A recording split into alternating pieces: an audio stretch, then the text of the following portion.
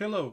Today in this quick video I will show you briefly how to integrate Clickbank with Shopify. So when you go to affiliate marketplace, it opens a new tab. When you, for example, health and fitness, for example, find a product like this that you want to promote, you click promote, you put your nickname from your Clickbank account. This is mine. Tracking is something simple like this. You create your hop link and you have your hop link.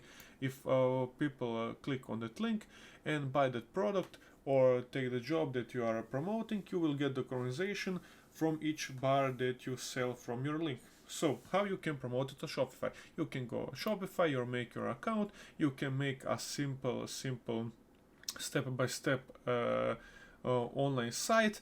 You can promote, post the pictures from the affiliate page of that product or of the job.